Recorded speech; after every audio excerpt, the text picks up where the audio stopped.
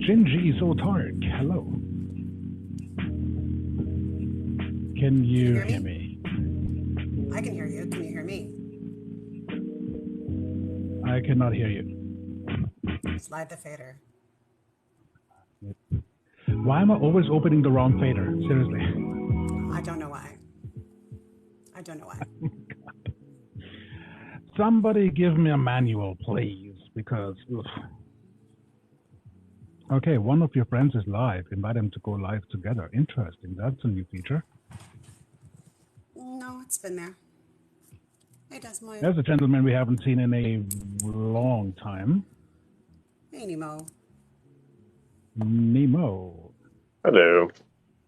What is going on, my friend? He's about to hit the dirty 30.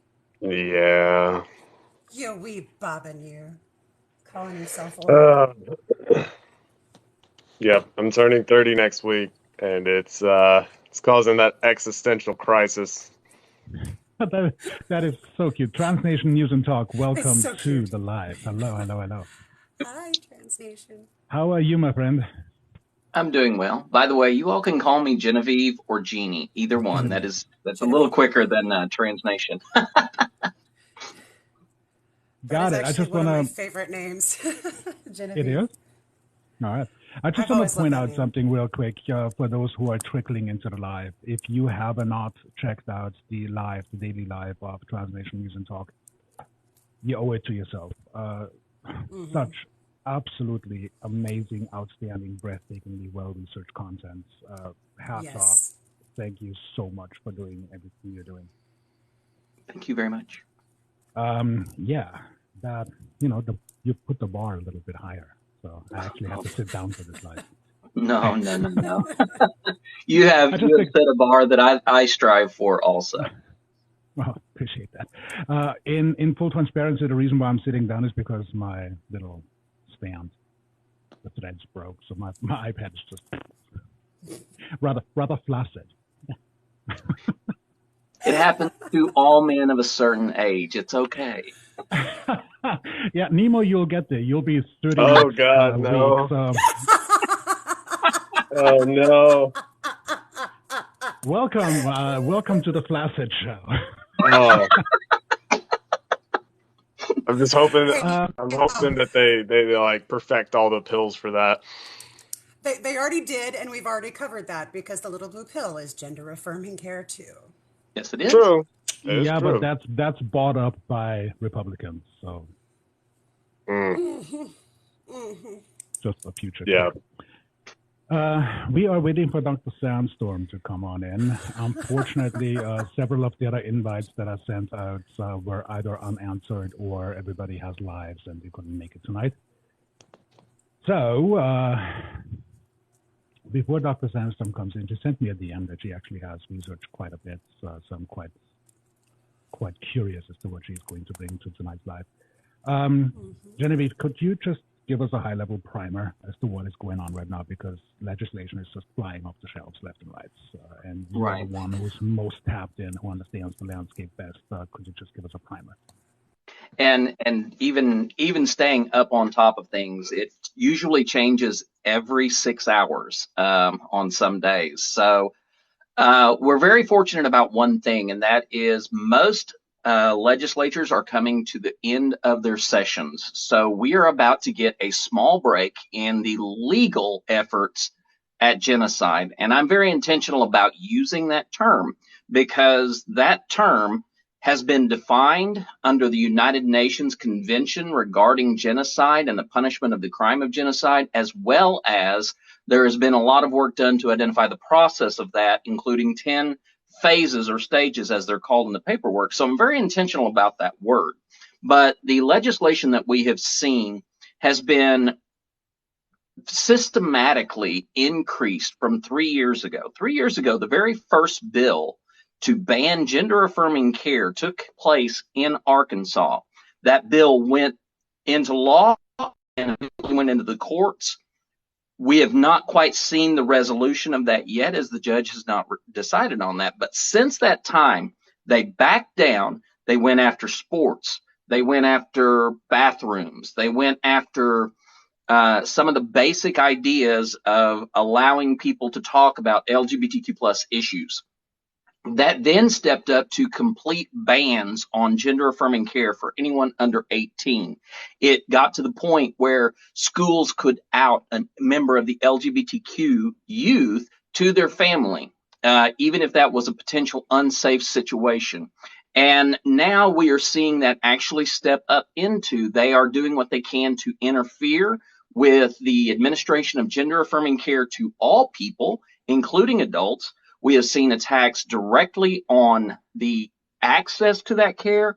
We have seen attacks on the doctors who provide that care, and we have seen attacks on the insurance that could cover that, including both state-funded and private-funded insurance. So they have made it almost impossible to find any type of access to gender-affirming care. The most recent thing that we are looking at is the implementation of brand new bathroom laws that make it illegal and sometimes a sex-oriented crime against children for transgender men or women to be in a restroom.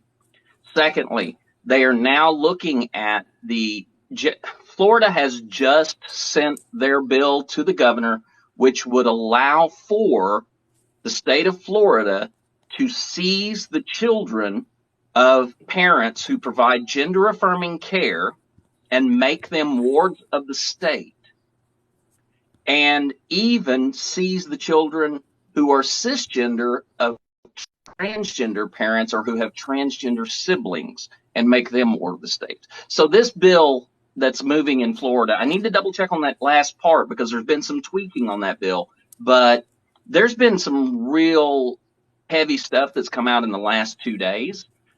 We've seen Montana silence its representative who is a transgender woman, Representative Zoe Zephyr. Oklahoma censured a non-binary Muslim representative. We've also seen that Senator Megan Hunt in Nebraska has been placed under a complaint of conflict of interest when talking about gender affirming care because she has a gender affirming child. So her voice is being taken out of that conversation. So this is quite literally an effort at genocide. We are seeing legal means put into place that would take transgender people, put them under a target, and then allow people to come at them from the state level as well as the local level. And they're also Can you, since you mentioned in the beginning, Dr. Sandstorm, good evening. Hello. Hi. Can I touch back on the 10, I would say, steps, if you will, that the UN has decided what specifies and declares genocide? So the United Nations Convention on Genocide actually talks about 5 definitions that really nail down the subject of what can be considered a genocide and what is not considered a genocide. Now, first of all, this convention was put into place in 1948 as a response to what was discovered from the trials of those who were responsible for what happened in the concentration camps. After those trials, the United Nations, in its 3rd meeting, signed a convention that described what genocide is. The 5 definitions that are offered up, only one of these is necessary to decide if something is a genocide. The first one is the legal definition, the killing of the members of a designated group.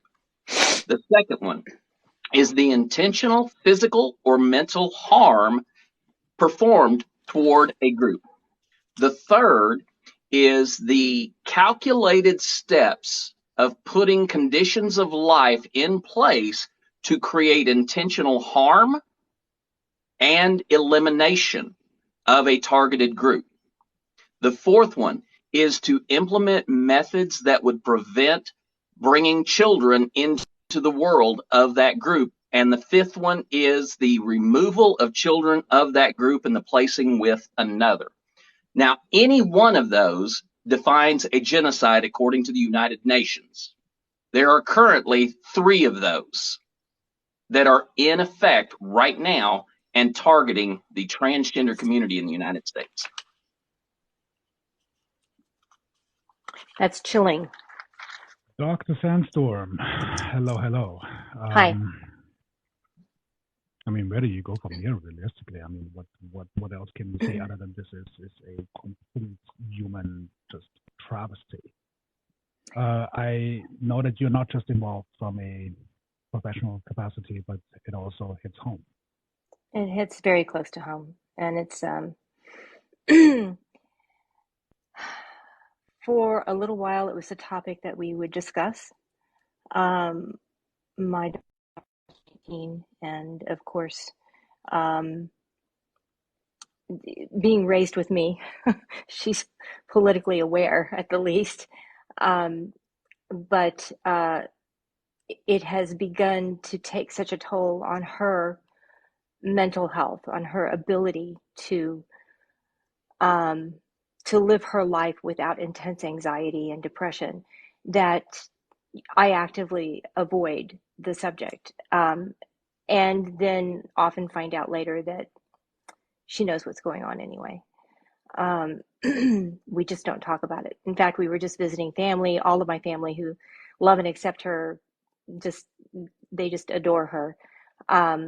We all agreed beforehand that we would avoid that topic. And we're a political family. We talk about a lot of things, and we're all very left-leaning. But it is, and she's not, of course, the only trans person that I know. And I have many in my practice. And I have parents of trans children in my practice. And this is taking a significant toll on them. We live in a blue state that's protected, but there is always that, that worry in the back of your mind that how long will it remain that way? Can we keep it that way? There are factions such as Moms for Liberty, sliding into city councils and school boards and all of that here. And if we don't stay active on a local level, it will take over. We know that. So for me here at home, it's quite a balance of how do I stay active and how and keep her as insulated as possible so that she can live the life of a normal 19-year-old. I just caught something in the chat thread before I think the person was either muted or exited. And Both. I believe the two words that I caught were mental illness. Mm-hmm. Now, I'm not exactly sure which type of mental illness was targeted as far as the outcome of such legislation is concerned in form of, for instance, depression, or if that person wanted they were saying that transness is a mental okay. illness. That's why they got muted and blocked, because I'm vicious with a manhammer. But let's talk about this for just a hot second, if we can, without making this too, I would say, too harsh. From a mental illness perspective, why does this perception still exist that transgenderism, gender identity is, unless you are straight, homosexual, is a mental illness? Where does this derive from? Is it purely based on fear, or is this actually something where there is some form of merit to it? Real quick, I do want to make the point that the trans community has asked us not to use the term transgenderism because that is otherizing. We need to say transness or being trans or being a trans person. The right is intentionally using the term transgenderism to make it sound like a disorder. Right. Good to know. I would say that, it wasn't that long ago that the psychiatric community had a definition in the DSM of determining that transgender was indeed a mental illness. It's only been recently that that's been taken out, and it was long overdue for it to be taken out. We no longer recognize it as a mental illness. It is not a mental, it clearly is not. And we do clearly know that there are biological conditions that contribute, and that transgender people have been with us for, there's evidence back 9,000 years ago. I've said that before. of transgender people. In many indigenous cultures, transgender people are actually recognized as being sacred, as being revered, that they have a special wisdom to bring. So we have been the culture that has othered them, and we've come out of that from a scientific point of view, but the rest of the world is still catching up, and some just don't want to, because it furthers the fascist agenda to have someone to other and to cause fear of, so that they can further their cause.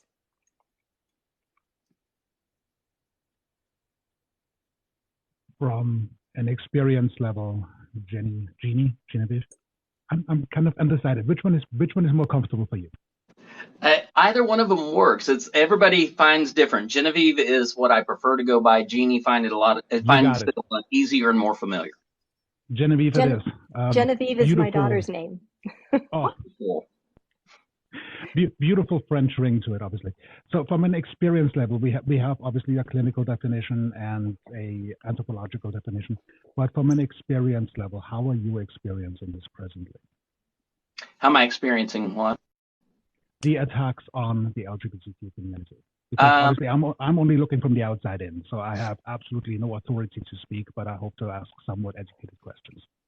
I understand. I'm just, the volume's a little low for me, so I'm working on it. I actually had my very first experience 4 days after I came out, when the church that I was serving as a United Methodist pastor refused me entrance into the building the next Sunday. I was stripped of my position as a pastor. I was told that at the conclusion of the day, after everyone had left the building, I was welcome to remove all of my belongings from the church. And the interesting thing about that is that there is no prohibition against transgender people serving as clergy in the United Methodist Church. It was solely at the will of the church members who were present at a secret meeting that I was removed.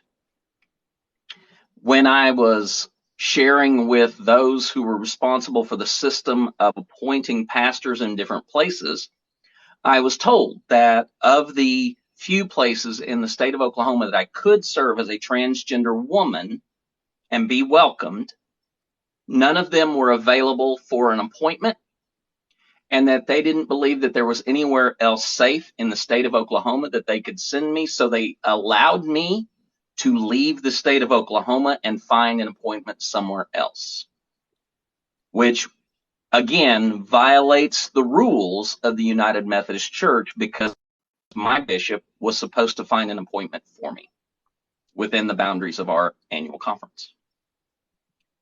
They used stress and mental health as the rationale for removing me from my position, placing me on a medical leave, and did not make any effort to include me in the life of the annual conference. So that very first effort was, like I said, it started 4 days after I came out. And to this day, I am still no longer a United Methodist pastor, even though I retain my credentials and my good standing in the denomination. As far as other forms, I have been verbally attacked in a very public-filled restaurant, and that was a situation where I felt like it was going to get physical, but I did my best to de-escalate it at every step of the way. I have found the very subtle sense of rejection as part of a community of people. There were individuals who were not willing to speak with me. We were all in a shared space, and they would not speak with me or associate with me. So I've experienced it on a macro level as well as a micro level when it comes to that discrimination and that passive aggression. It's just incomprehensible. I think that's probably the word that I can come up with right now. Allow me to ask, how do you fortify against that, if you will? How do you manage this from an internal emotional perspective? Because not just your livelihood is endangered, you are quasi allowed to leave. Mm-hmm. And everything that you've known, everything you've built, essentially is erased. Mm-hmm. What was your process to get through this, before I go back to the psychiatrist in the room to ask the follow-up question, but from an experience level, what can you share with individuals of a variety of exposure who are dealing with similar impacts? I'm going to be completely transparent and offer a trigger warning. The Absolutely. first effort that I made to deal with it was that 6 months after I was removed from the United Methodist Church, I had made the decision to end my life. And I put myself in a hospital to protect my own life. And I was given those things that I needed to equip me so that I could tell when I was getting to that place again. And 2 years since, while I still have those moments where I go back to those thoughts, I recognize them for what they are, and I have the coping skills to get around them. Other than that, I came to a place where I said, you know what? You have to love yourself. You have to stop letting other people define your worth and your value and tell you what you're capable of. You have to love who you are, throw yourself into what you do, and tell the world to fuck off. And so that's what I do. I step up, and the first thing that I did was I helped some other transgender women create a community, a virtual community for transgender, non-binary, non-gender conforming, and intersex people. And I took a year of just building that with them, and it was an amazing experience. I moved on because I needed to find some sort of income or something like that, and I began to launch myself into coaching because I realized what I do best is I work with people. And so I help people, whether that is through my certification in sexology and coaching in the realms of intimacy and relationships and sex and sexuality, or just, doing the work that I do as an advocate and an activist and an educator when it comes to transgender awareness. And those two things I pour my life into. I pour who I am into those things, and that rewards me in its own ways. Sometimes I forget, and it gets a little crazy, which, I used to do news 5 days a week, and it was after a while I said, no, I think I'm going to back that down. So now I do news Monday and Wednesday, and I do good news or comedy on Friday. And then I take a day of education where I look at something, a focused issue, and on Tuesdays I do a focused examination. So I find patterns of ways of using what I'm good, what I'm amazing at, and I target those in such a way so that I'm giving an appropriate amount of myself to remind me that I matter.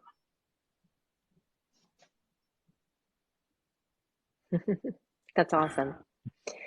Functionally, I just want to reiterate what you're doing with your news for all those who have joined us recently. You owe yourself to check out Transnation News and Talk, the channel, and hop into the lives. The information conveyed and how it is explained, how Genevieve goes about it, is second to none.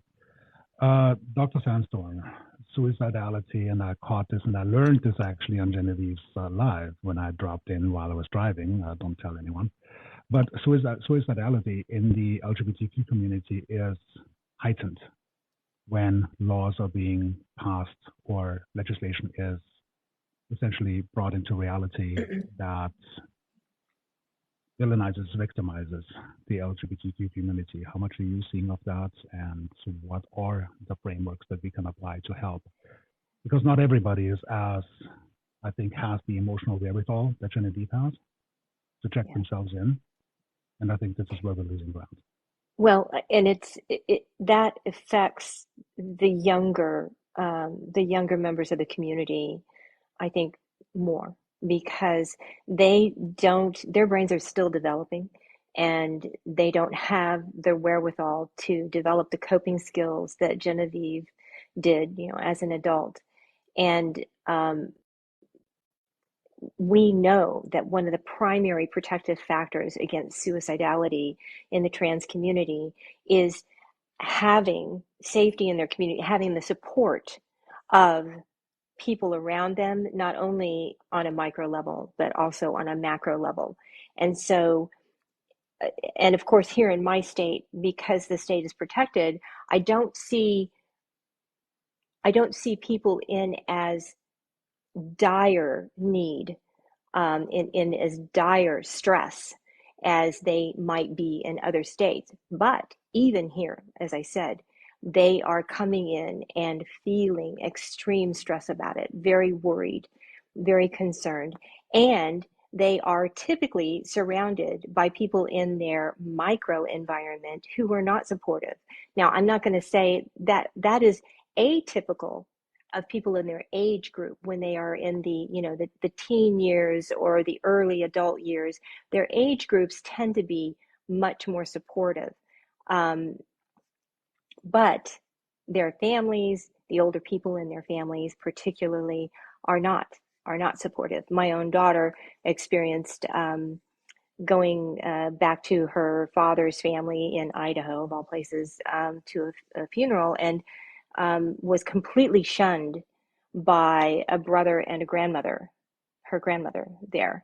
And so it is prevalent. It is prevalent. And so helping young people to develop coping skills, to understand that, yes, indeed, you have to love yourself. And actually, that is something that I talk to people regardless of their sexual orientation or identification. It comes down to self-love. Many of us are not raised in any way that would teach us how to love ourselves or to accept ourselves, much less than pile on the fact that, okay, now I'm transgender and everybody's going to see me as different. And I have to, what I've seen in my daughter is the need for perfection in her appearance so that nobody knows, and she doesn't have to worry about that. But for those who are not able to completely pull that off, and in an old racist term, pass, it becomes an extreme issue of self-esteem. So what's needed, if the family is open to it, is family therapy, in order to help them understand and to educate them, to take the opportunity to help them understand the biology involved, to help them understand the history involved, so that they're not othering their child. But I read a statistic that 16% of all homeless LGBTQ kids, teens, were actually kicked out by their families. Some run away, but 16% of them were kicked out. If you can imagine, if anybody here is a parent, if anyone can imagine throwing out their 14 or 15-year-old kid to live on the streets, it's beyond me. And I could go off on a tangent about well, I think we saw an alarming example on the Montana state legislature floor recently. Carrie Seekins Crow, the representative there, that spoke about her daughter, whom she now has denied is trans, and the daughter denied that she was trans, but she was insinuating that her daughter was trans because she was using her daughter as I called it in my video, a prop, to discuss the ban on gender affirming care that was on the floor being discussed. And she said, in her own words, when somebody asked me, my daughter was suicidal for 3 years, and I prayed about it, And every day I woke up and wondered if I would find my daughter alive or not. And somebody asked me, wouldn't I just do anything to help to keep her alive? And my answer was no.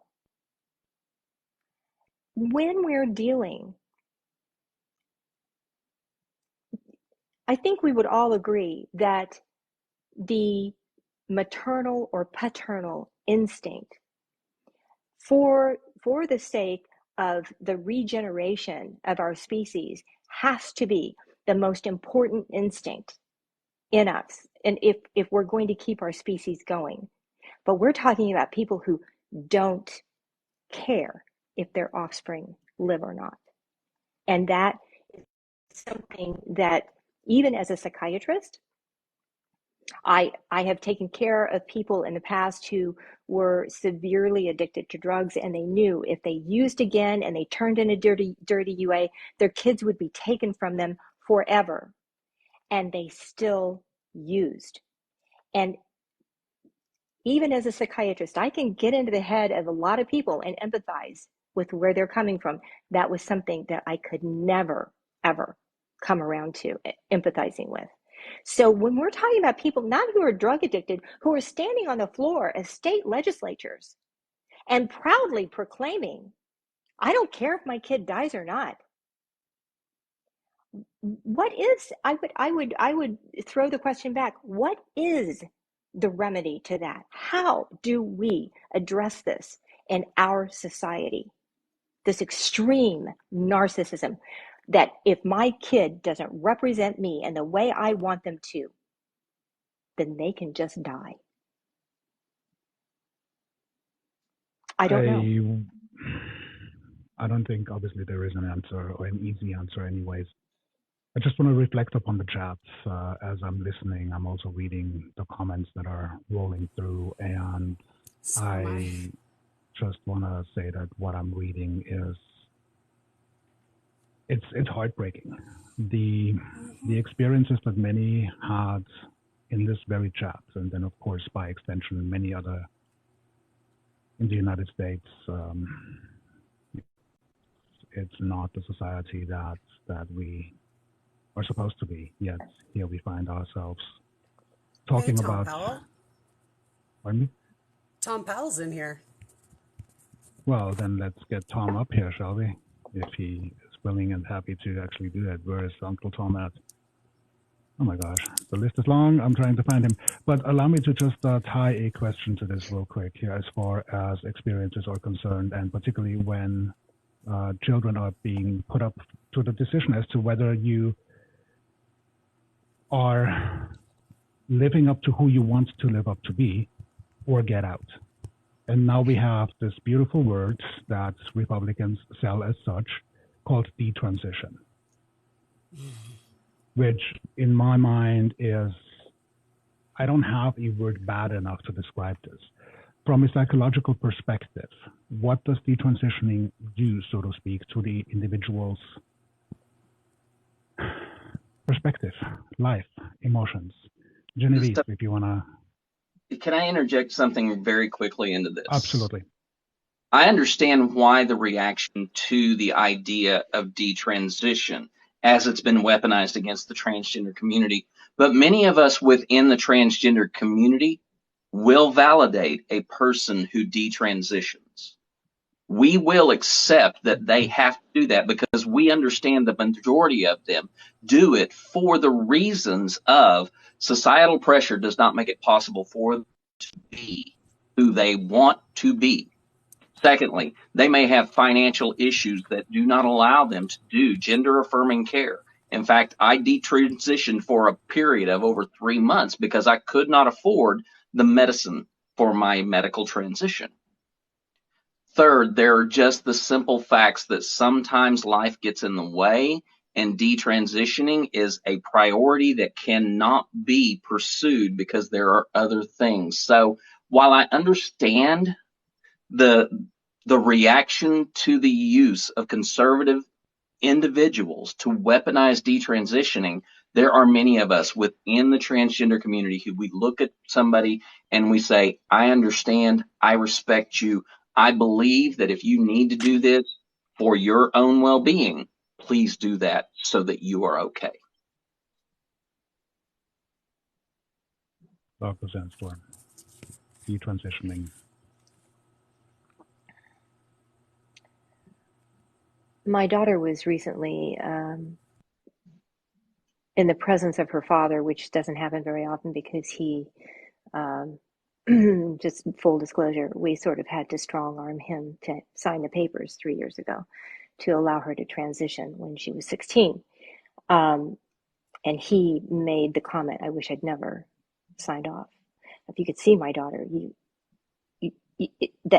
it's just to see her how she is now, is a. But if she had to detransition, as a lot of people would feel, it would feel like their own death in many ways, because they are not able to live authentically. This is their identity.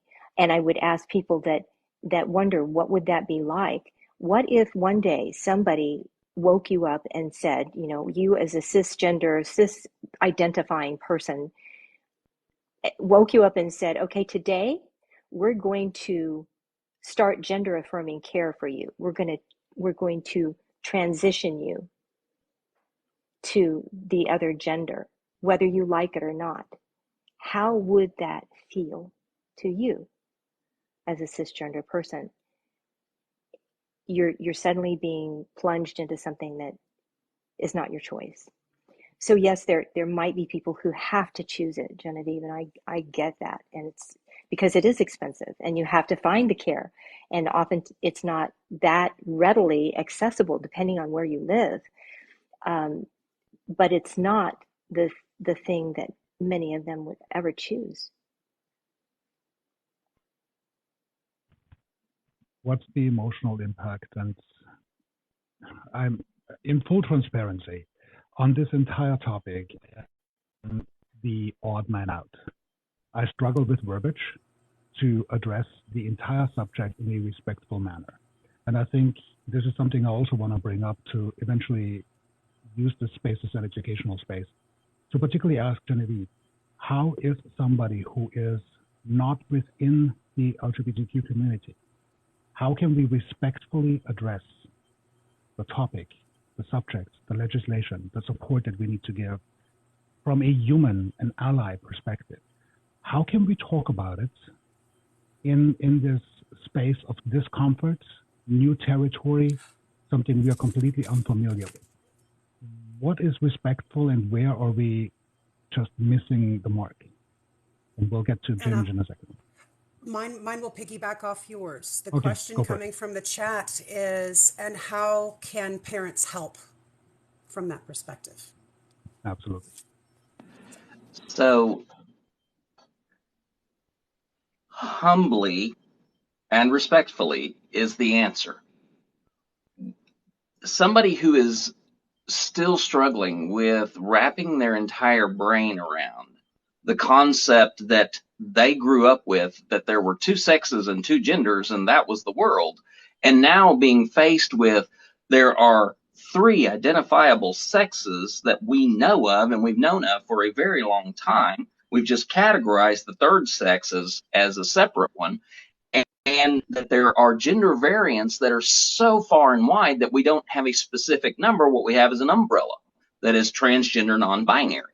So many of us within the community are still learning some of that because we're early in our transition and we don't have all the language. So when we encounter someone who is new, who is humbly and respectfully wanting to learn, we are very graceful people. We forgive a lot of the small baby steps. And we're willing to be a lot more transparent with people who are kind and compassionate and willing to listen. opposed to those who demand answers, who demand validation, or who demand that they be heard over us. The moment people start demanding of us, the moment people start saying, well, I heard, it's like, that's well and good that you heard that. I am trying to share with you from this perspective what works and what doesn't. I don't care if you've talked to 5 other transgender people and they have told you something completely opposite. Here is a little bit of a secret that we don't hide very well. There is division within the transgender identified community. There are some people who want to gatekeep who's allowed in the community. And so when we try to give that understanding that somebody asks for in humility and with graciousness and asking of that, we are going to be very gracious in being patient. But the moment that it switches over to demanding, that is when we will stop, and many of us get quite a bit sassy. And we lose all respect for civil conversation. So in terms of I like sassy. people who are learning, be glad to share with you anything. I just caught it in the chat. I didn't see who rolled through with it. I apologize for having missed your name. But the sentence was something along the lines of parents need to learn how to use the correct pronoun. And I think this actually goes for all of us, that the range of pronouns which are frequently objected to because we're still working in this binary space, that it's either or, but there is many in between. How do we adopt pronouns to an adequate level outside, of course, asking how would you like to be referred to, which is something I commonly do. And I don't even know if it's the right question to ask, but how would we go about that? What are your pronouns? Not your preferred pronouns. What are your pronouns? That's part of it. What are your pronouns? But for a parent, things get a little bit more dicey. Especially if you have a transgender non-binary child who happens to fall in the range of puberty. Because the funny thing is that when you have a transgender non-binary child in the range of puberty, sometimes things get a little aggressive in parent-child relationships. So if you have a non-binary child or a gender fluid child and they, experience a shifting of pronouns, sometimes it can get kind of tough. So working out a way between parent and offspring to say, hey, let's find some way so that you can communicate this so I don't have to screw up every other day. I've heard of some people using bracelets, that their gender fluid child will wear a particular bracelet to define one set of pronouns, or a different kind of bracelet to define a different set of pronouns, or a pendant, or something along those lines that would give a visual clue to an attentive parent that, okay, so today's pronouns are this. And that's a huge, huge step. But for the most part, and I tell people this all the time when I'm instructing on gender affirming care, the very first step in gender affirming care, whether you have a child, a teenager, a young adult, or an old adult, the very first step in gender affirming care is affirming that person. Because if there is no affirmation in the fact that they are loved, that they are wanted, that they are a part of something that is important, if there is no affirmation, you can go through all of the hormone therapies you want. You can have all of the surgeries that you want. But if you are not affirmed as a human being and somebody who is loved and of sacred value within your community, then it won't do a bit of good. So as long as a parent is willing to sit down and say, I love you, I want you, you are a part of who we are as a family, let them know that more than anything else. And then after that, patience and grace. It's really all about love. And I think when we love our children, when we show them that we love them and we support them regardless, unconditionally, we're teaching them to love themselves. You know, and there have been studies. We all have to, remember our own childhoods. But there have been studies that show that the human brain is much more likely to pick up on negatives said toward that person. So being a conscious parent means we have to consciously affirm our children on a daily basis. And we have to watch how much we are criticizing them or reprimanding them, and make sure that we're doing it in a way that is teaching, not demeaning, which is a hard road to walk for most of us parents, especially when your kid hits, that 13 to 16, 17 year, period of time in their life when it's their job to push back. But becoming conscious parents is key to getting our kids through this. For a parent, I think it's probably quite a context switch, because parents are mostly brought up with this binary understanding, and suddenly you have to understand that your child may not fall into those social norms, those defined norms. What is, I suppose, a functional path for the parent outside of course, love always wins, and you're supposed to love your child. But what are some functional tools for potentially a parent to actually apply to frame a better understanding and more support? Ginge. This actually came up recently. I have my friend in Oklahoma, and her eldest child came out as trans boy. And she calls me and she says, "Help. I am grieving the loss of my daughter." Because this is her, her first child was born a girl. And I said, "I'm glad you came to me." And I'm gender fluid, and as more research is coming out, I might be hormonally intersex because I have polycystic ovaries, and they're deep diving into that right now. But I created the space for her to grieve that as an ally, even though I'm not trans.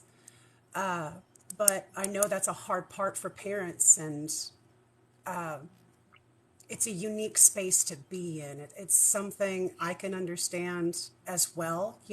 Your first kid is a daughter, and she's a very girly girl. And now she gets her daughter, her child becomes 16 and says, "I'm a boy." And that hit pretty hard. And so it is ultimately about love, but also it is when we have the a real space. thing. Mm-hmm. It is a real thing. And I made a video about that months, maybe a year ago, or more. And it did garner some ire from the trans community, that because in the viewpoints that were being expressed was, your child isn't dead, your child didn't die. And what I was trying to convey is, you're right, that child is the same. If you believe in souls, that child is the same soul that came to you, whether you adopted that child or you gave birth to that child. And the only thing that's changing is the appearance of the package that they come in. They are the same person that you've loved and cherished all along. And get, if you can, get the baby pictures out and recognize that if you didn't know, if no one had shown you their physical characteristics, under the diaper, you wouldn't have known if they're female or male, unless, Well, I remember a lot you of saw babies that. getting misgendered. Unless they were in Yes, pink or blue, they got misgendered. that's right. That's So, right. So, it's very simple. It's a very simple thing to do.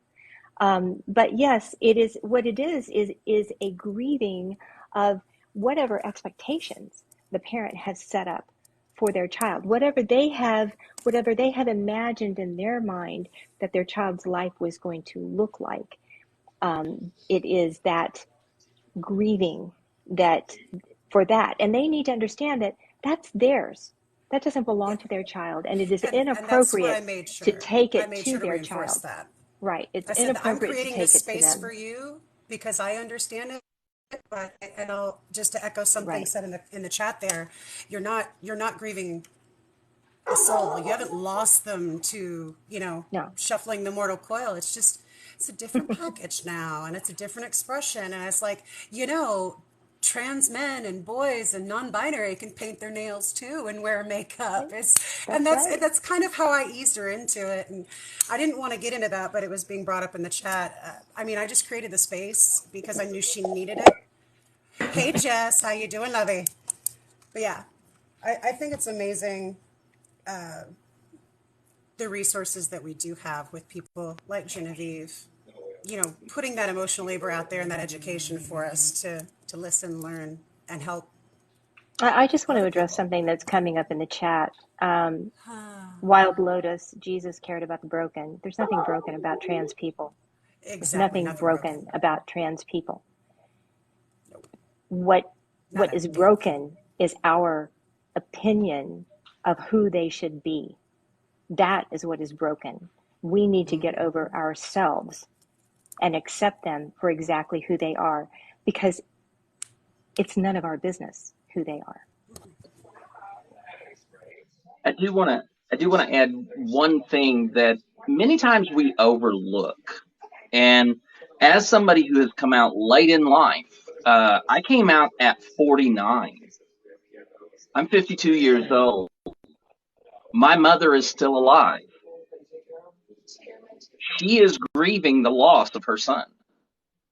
She is grieving that person that she knew for 49 years. And I recognize that. I hold, that space of her grief, and I recognize that.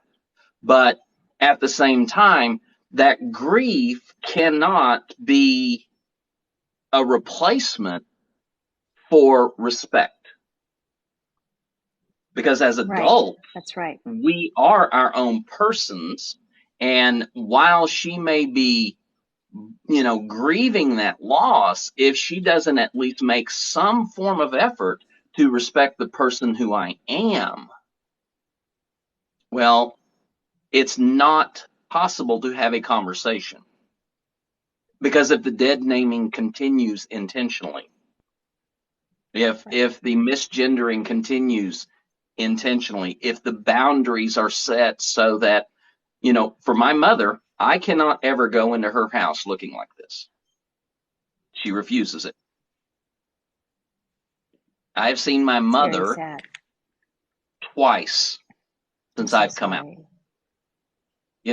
and so it's very challenging to have to deal with that as an adult. He's 75 years old. I'm 52. The relationship that we had for 49 years is now gone. I'm so And, sorry. we are working at just staying away from the subject of my transition just so we can have a phone conversation once in a while. So we do emphasize a lot of the younger people and those parents when those children, those minors, are still living in their homes. But there is just as much real and sometimes more intense grief for us who are older and our parents who are still living. And Because I would submit that most parents, if they're really paying attention to their child, and they go back, and once they learn who their child really is, if they remember back on their child's childhood and maybe their adulthood, they're going to recognize that somewhere on some level, they knew.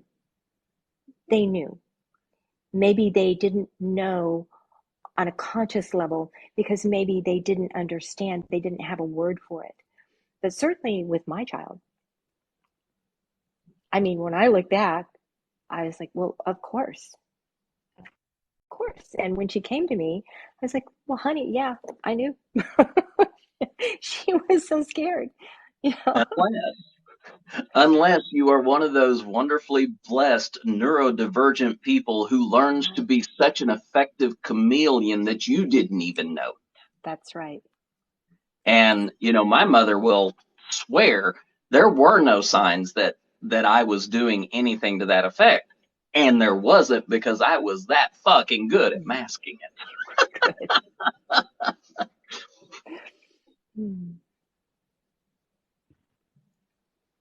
Unfortunately, Jess seems to have connection issues. The question that I actually had, particularly for Jess, I'm going to throw in here. I'm hoping that she's going to be able to rejoin us and maybe hook into the conversation. One of the conversation pieces has been in the last few weeks, months, perhaps, that with particularly the legislation that is being passed in Florida in the last couple of days, particularly, that there is one camp, if you will, that says, pack your shit if you can and get out, get yourself to safety, to one of the safe states. And then there is another camp, and we see those two camps on TikTok a little pronounced, if you will, stay, because they want you to flee. They want to get to the Convention of States in the long run and so forth to change the Constitution. So there's an entire game plan, so to speak, behind this. But for everyone who stays or does not have the means to actually leave, because not everybody is in the fortunate position to say, I'm going to pack up my stuff and move somewhere else, the collateral damage that we're looking at based on Republican legislation is unfathomable. Is there anything that can be done, or is this just something where we have to consider truly the worst circumstances as outcome, because too many will not be able to leave? Exactly. We haven't heard from Nemo yet. Nemo is surprisingly quiet for once. Oh, no. I mean, I'm certainly not an authority on any of this whatsoever. A lot of my stuff is going to be very angry, so I didn't want to divert anything. Feel free. I'm going to do that vicariously through you. Then that's good. Yeah, I mean, to answer your question, Zeitgeist, at least from my perspective, I think that anybody who's a member of the trans community or would be at risk, certainly can't speak for them. That is particularly in Florida, is going to be a very delicate balancing act. I think that for anybody that is not at risk, so like for instance me, I've said this before, like I live in Georgia, it's a red state, it's on track to become a purple state if I have anything to say about it. Stay and suffer through. If you have that privilege and that power to do it, like me, if you are, a cisgender person who looks like me, or you're in a situation in our society where you're not very much at risk, stay. If you are a lefty, stay. I know that like we all want to run, like believe me, Ireland looks better every single day for me, but I'm not going to leave. I'm not going to leave until the patrols are coming, until some Turner Diaries shit is happening. I'm not going to stop until then. Then I will throw in the towel and be like, all right, I'm out. But if we leave prematurely, then they win. Because this is actually, ironically enough, they always talk about the Great Reset and demographic change, or what they refer to as cultural genocide, ironically. They talk about that with respect to immigrants coming into the country. But in reality, what it is they are enacting that very thing through policy changes in states. They want to drive out anybody that is divergent from their dogmatic view of the world. If you are anything other than what we have prescribed as correct, we want you out. And we're going to make it as uncomfortable as possible. And in some cases, outright dangerous, lethal as possible, until you leave. And then when you leave, it only makes us easier to retain and expand our power. That's right. And so, Constitutional convention, as Zeitgeist said. Mm-hmm. Exactly. I mean, I want to point out the uncomfortable obvious. Fascism is iterative. If we've learned anything from 1930s onward, it starts with a smaller group and it expands from there until we get to a larger group. And the same is true today. And not to go too far down the rabbit hole of history, but when we look at the statistical significance of the transgender community as far as the overall application or numerical presence of the United States is concerned, the transgender community is comparatively small, but it is, quote unquote, an easy sell. And since DeSantis is covering the transgender, LGBTQ, and the DEI community, Trump didn't have much left but to go after another marginalized community, in this case, the homeless population.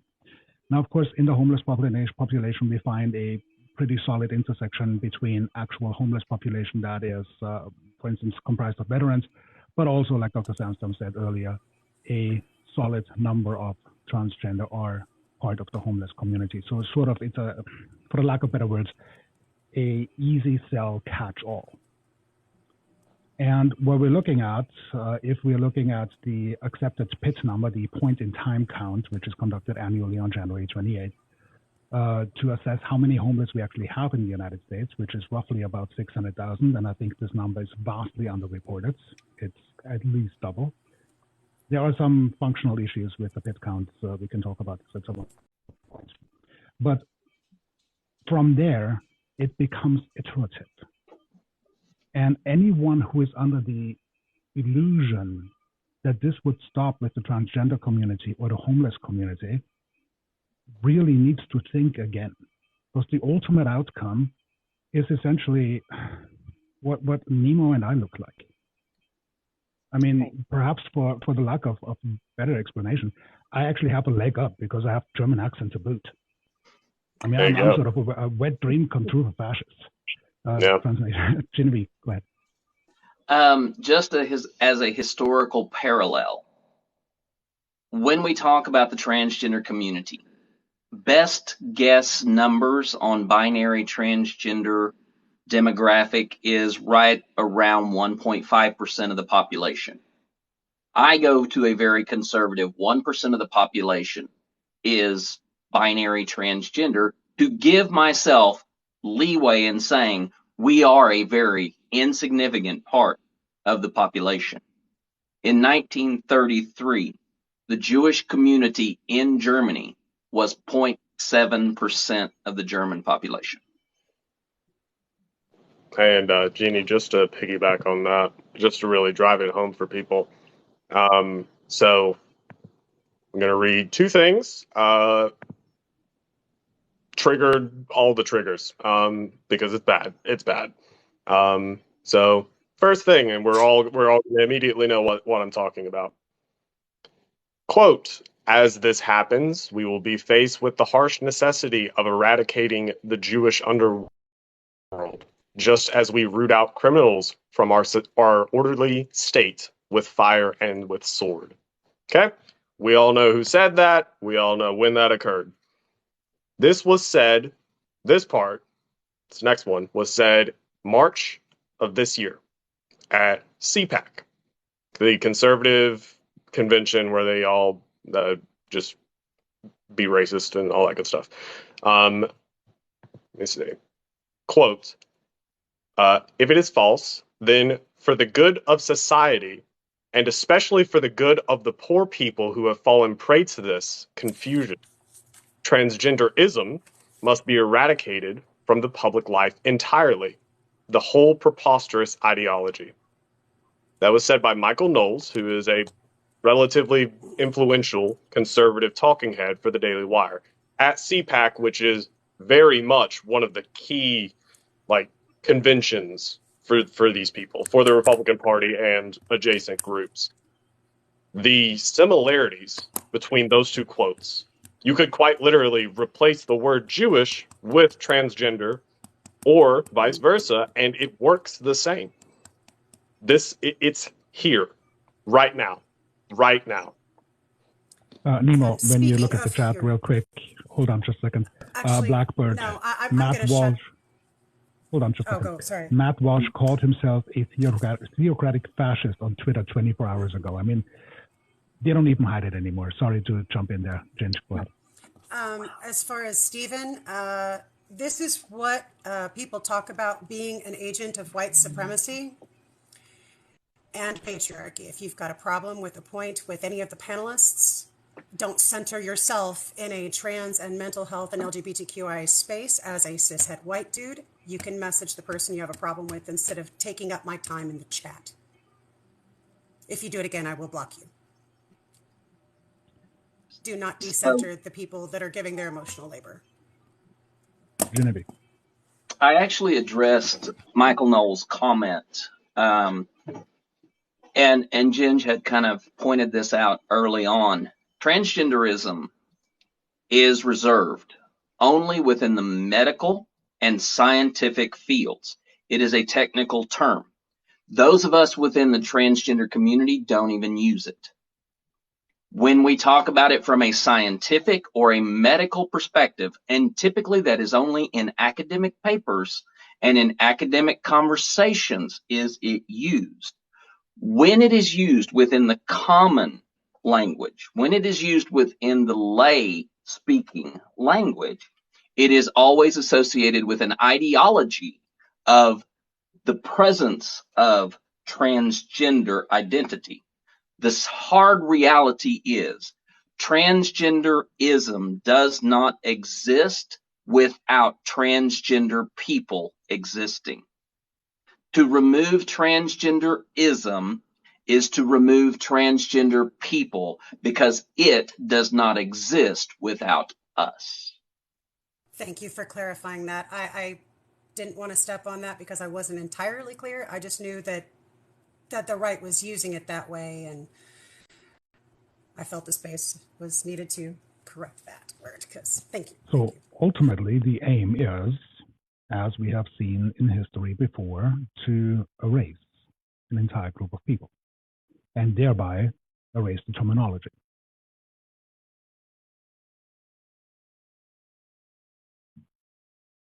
Well,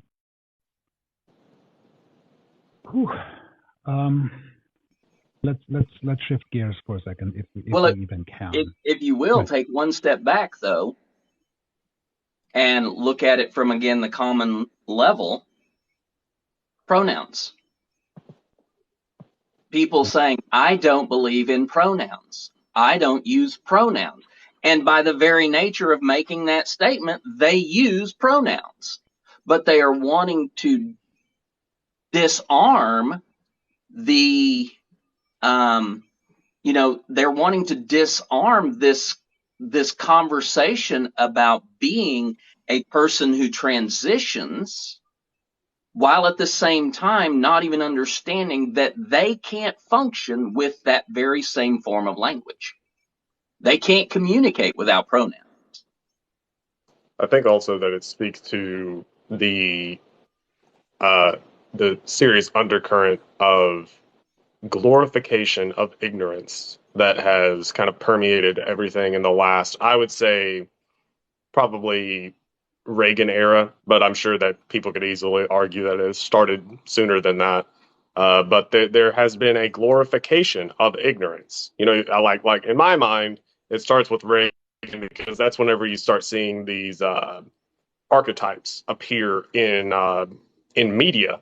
So specifically like movies and TV shows, you start seeing like the archetypes of like the cool jock or the cool bully guy or the bad boy, right?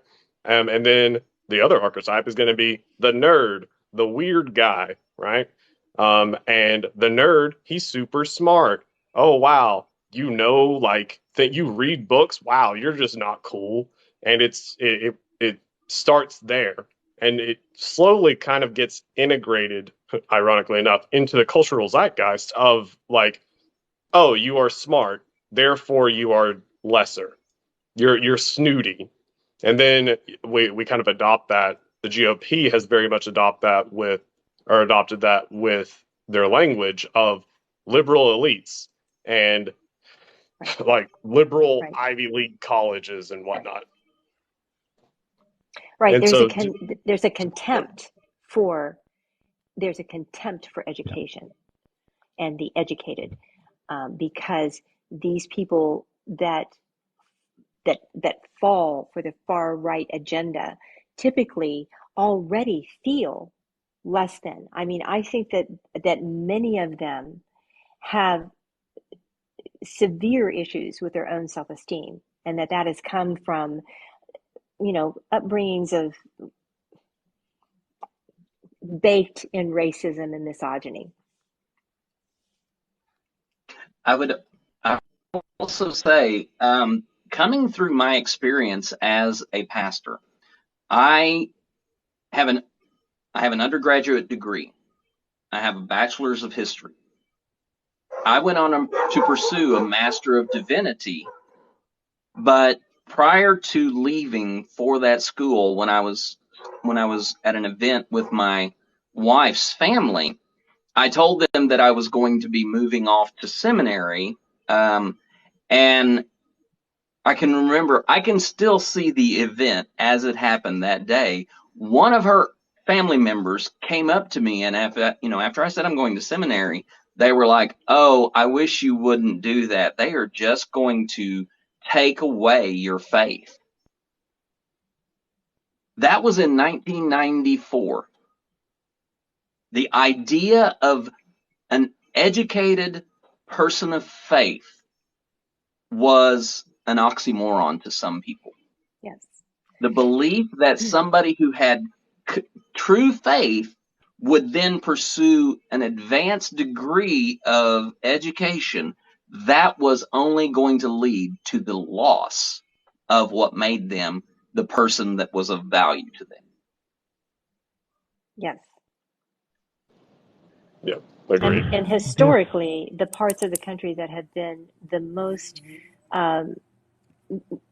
most religious have been the parts of the country that have been also the most impoverished, because being impoverished puts one at risk, and one needs something to hang on to as a hope that there is some sort of salvation out of that impoverished life. Particularly when we talk about education and the destruction of education, particularly broad education, there are several creators on this app, TJ being one of them. He joined us multiple times here on the panel, who provides fundamentally educational content, just important content. And the level of vitriol that he's experiencing is beyond anything that's acceptable. And that applies to many other educational content creators. And this particular live, I usually download those and put them up on YouTube. And on YouTube, I have experienced there is a certain demographic that we usually don't have in this very well protected echo chamber. Mostly the people who wear red hats. But that's absolutely true. The mods keep us safe here. So yeah, by the way, thank you to all the mods. So I want to just address this question mostly to the YouTube audience, if they're actually even still with us at this point in time. And one of the concerns with anyone who wears a red hat is that trans is dangerous. It will change our society. It will take our kids and make them something that they are not, which to all of us here is a completely ludicrous argument to begin with. But the argument persists. It shapes the narrative of those who object to anything that is related to trans. And Genevieve is lining up. I can tell you in your facial expression, so please go ahead. Actually, that's completely false. We are a threat. We are a threat. Oh, all right. Say more. Yes, I'm with Genevieve. It disrupts white supremacist culture and the patriarchy. Absolutely. They That's need to it. have a binary. That's They it. need the binary. They need people in their boxes. That's right. They need to know who the men are. Yes. Oh, yeah, we No, do. that's not where I'm coming from. In fact, it's something that Sandstorm said very much early on in the evening. Going back into history, the place that transgender identified individuals served within a society was the place of representing change. Transgender identified people were the ones who represented a moving forward from where they were. The reason why they were accorded status is because they did not feel that anchoring to a "this is the way things are" ideology. Transgender identified people represented "this is what we can become. This is who we are to become." And even if we escape out of the discussion of misogyny, even if we escape out of the modern ideas of what hold us back as a society, transgender identified people throughout history have always stood on the edge of the unknown, calling to those who were a part of their community saying, look, there is something more that we can achieve. So why don't we pursue that? And once Western Christian influence spread to remove transgender people, it became safer to believe in the ideologies of the past and hold on to what we were more than face the change of an unknown future. Yes, absolutely. We And are. transgender people do, yes, threaten misogyny and threaten the toxic masculinity that has fueled capitalism. They threaten that because they bring to the table a blend of the masculine and the feminine, and the way I term it, the divine masculine and feminine, as we recognized it as human beings before the onset of Christianity. And that is a threat to toxic masculinity because the feminine perspective is one of caring, loving, acceptance, and being strong, and being the one who can not only create but destroy. And that is feared. Absolutely. Why do I That's want to why invite Jordan Christianity. Peterson to this now? So we can give him a verbal smackdown from 4 women on this panel, and you would He love would. to see that.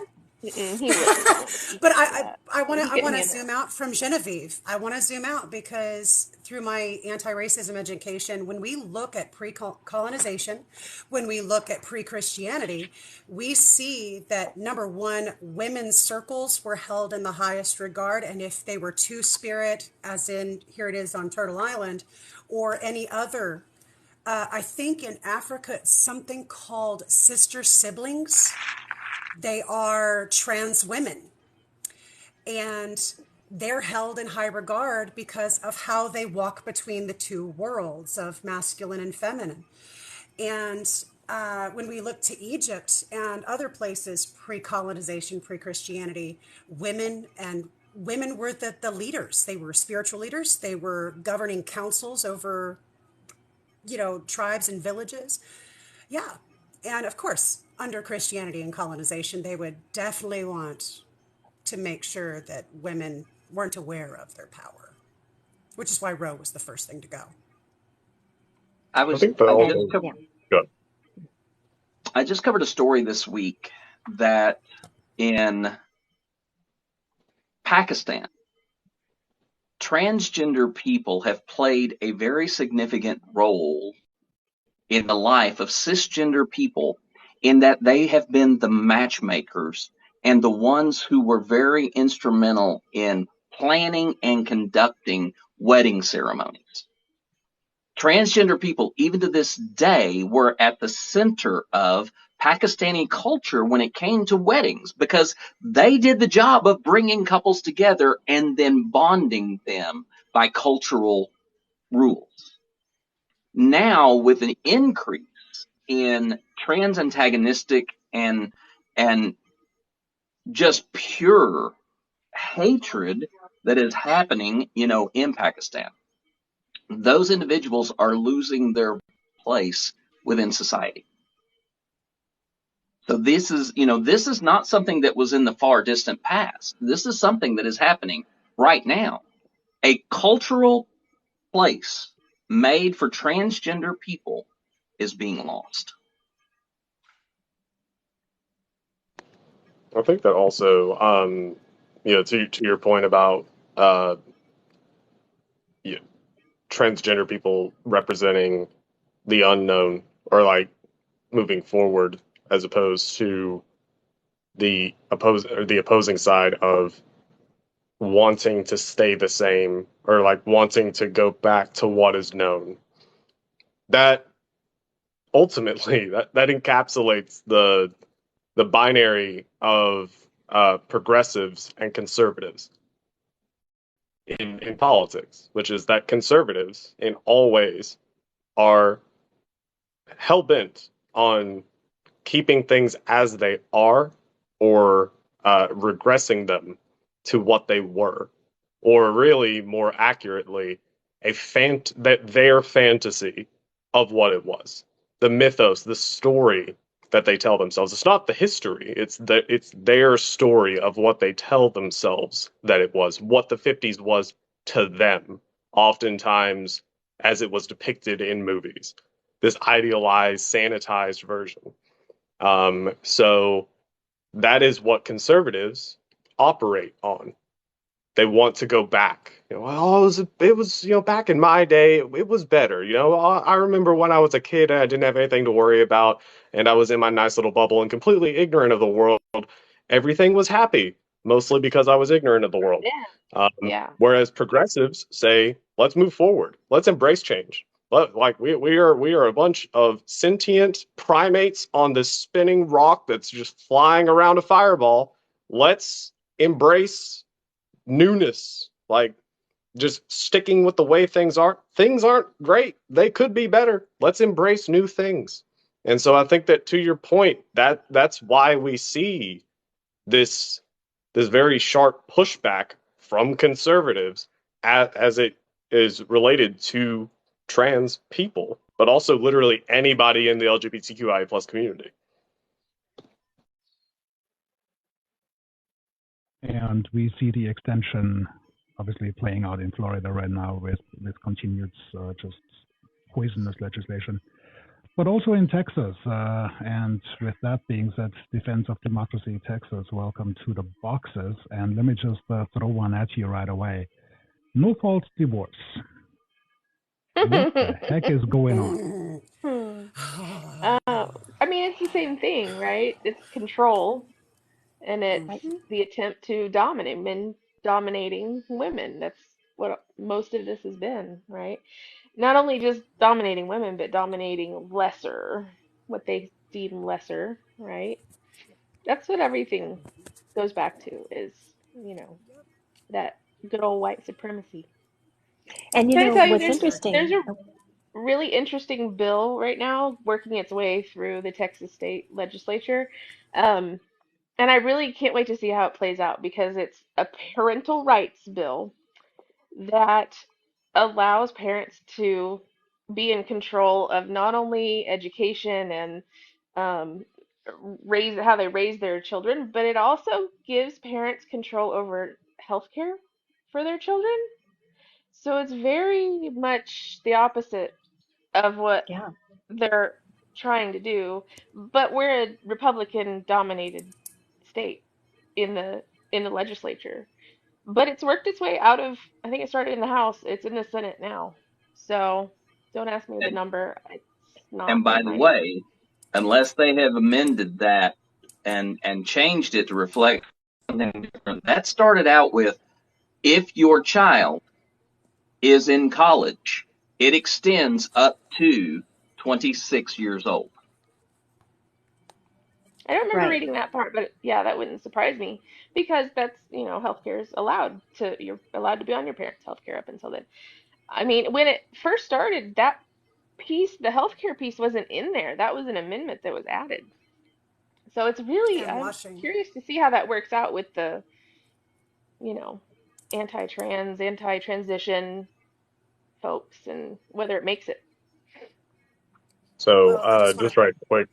Go ahead. Go ahead. Sorry. I just wanted to piggyback off because I don't know if Defense of Democracy has seen what's been happening.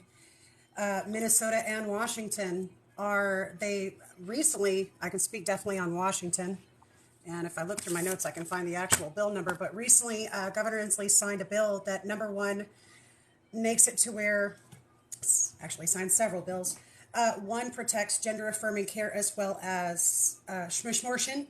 Should you travel to Washington State, keeps subpoenas and other jurisdictional bullshit from happening to acquire that information, protects trans people's names after their dead names after they're changed. Those records disappear entirely, as well as the fact that, and here's the cool one, it's kind of new. I don't know if Genevieve knew about it, but if you are a trans kid and you're a runaway, the shelter is no longer required to notify your parents, and they are allowed to assist you in getting gender affirming care.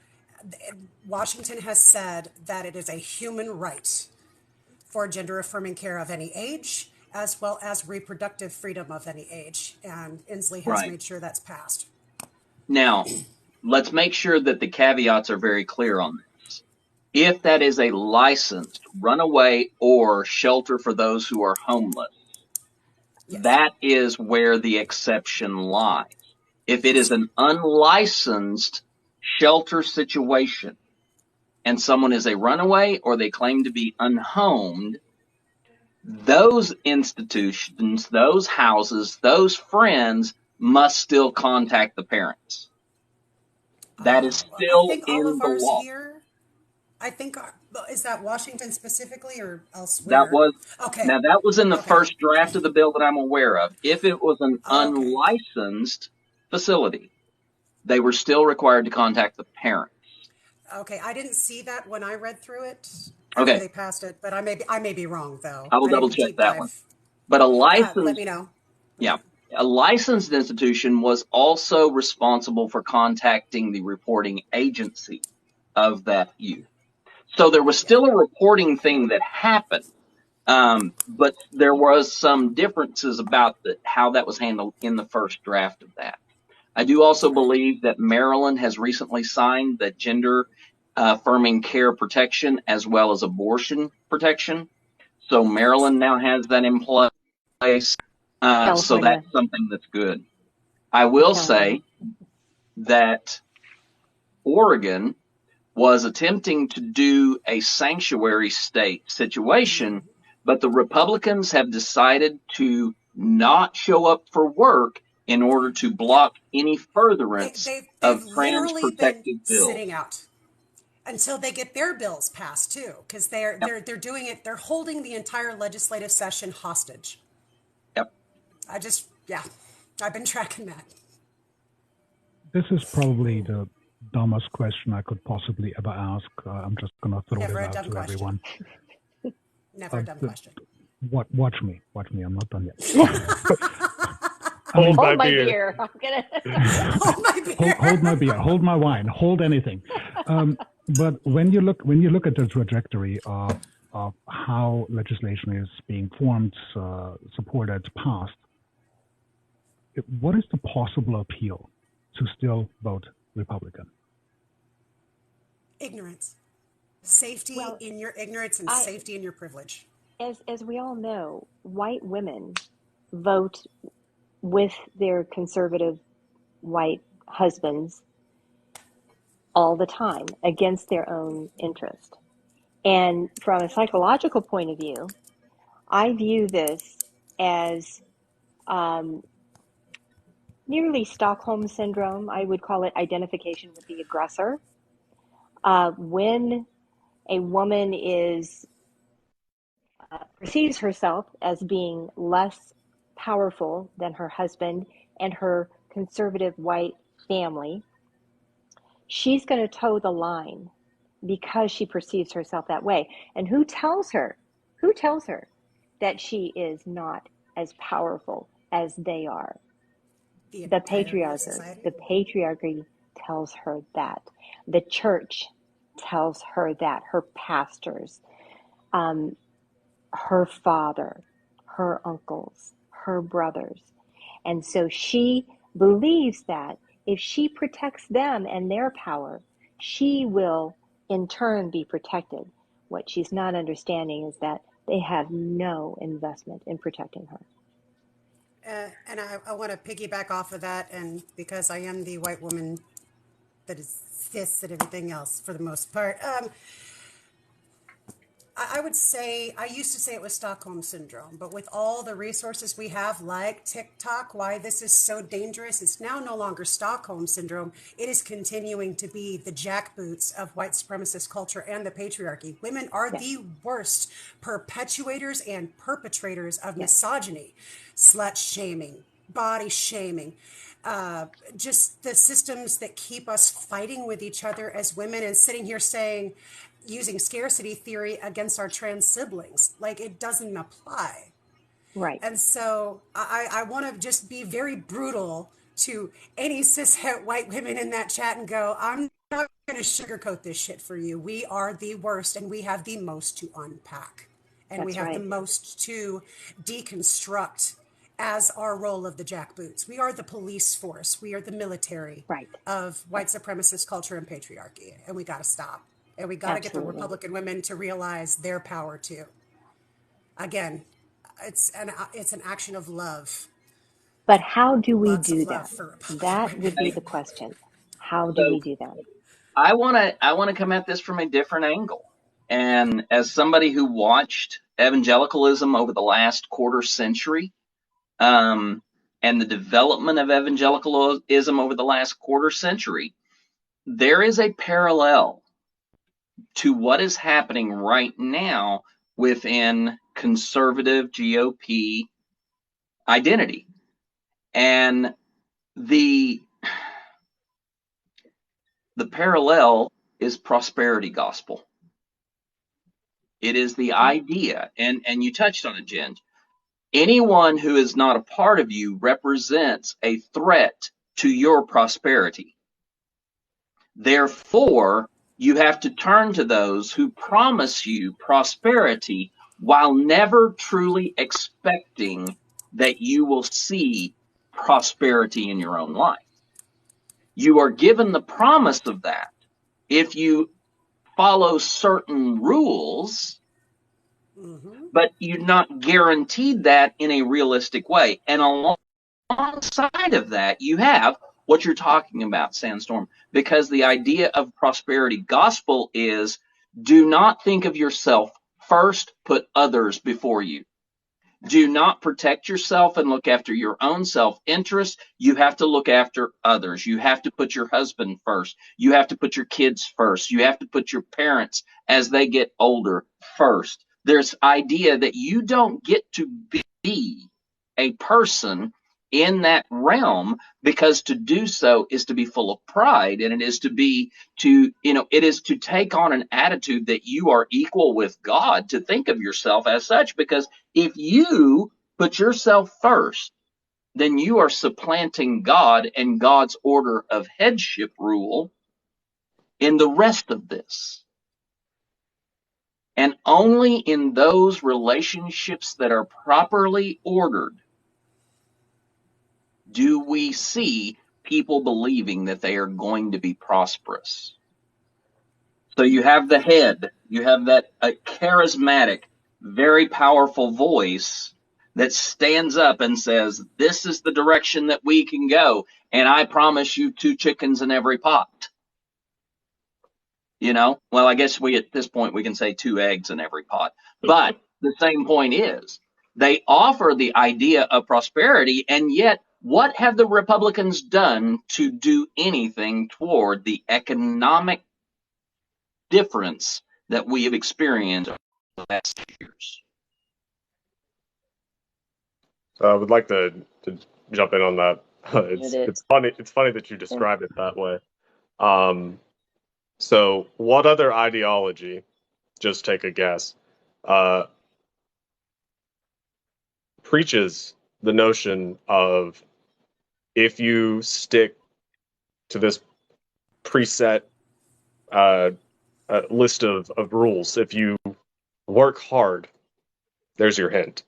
Uh, you will be prosperous if you view your peers as competition, not as your community.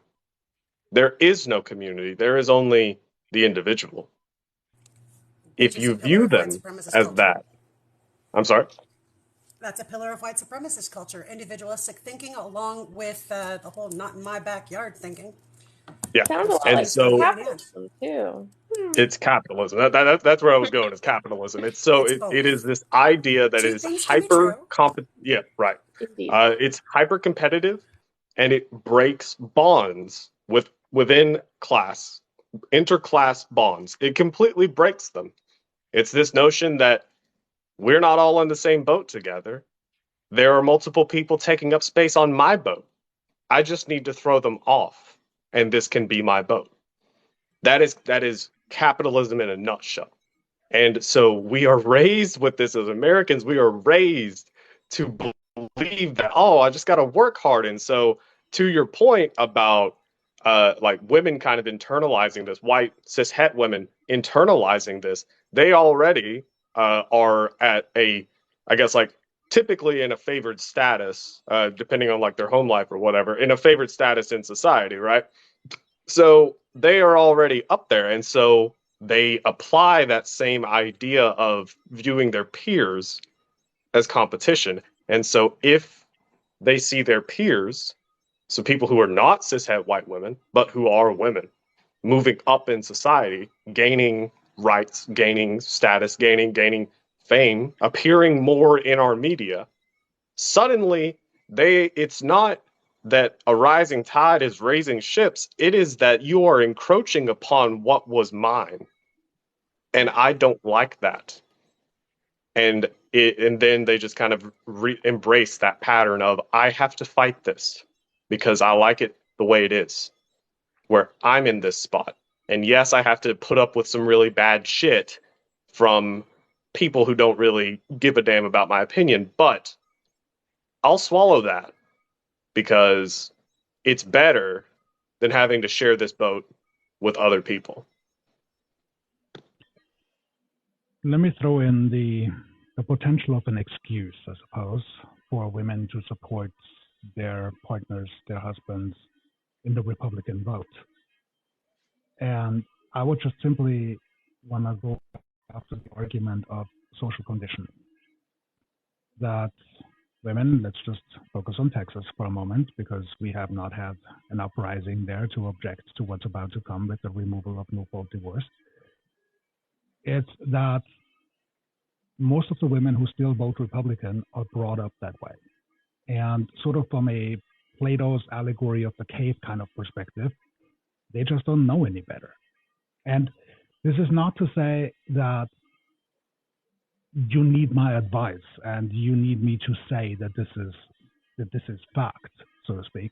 But from a social norm perspective, if you are conditioned to behave in a certain way, to decondition, Nemo, you can probably educatedly speak on that, considering that you once were on the other side of the camp, so to speak.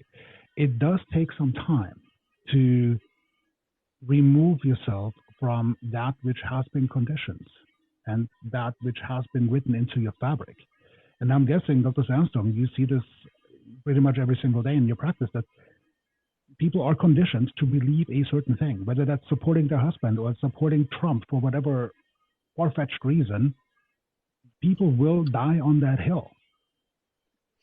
Yes, And I mean, that's the only excuse and reason I can come up with, that women are willing to vote against themselves when it's about Republican legislation and representatives. yes.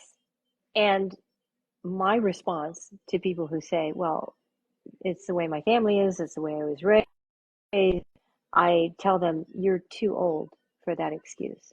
If you're an adult, you're too old for that excuse. You now have the ability to think for yourself.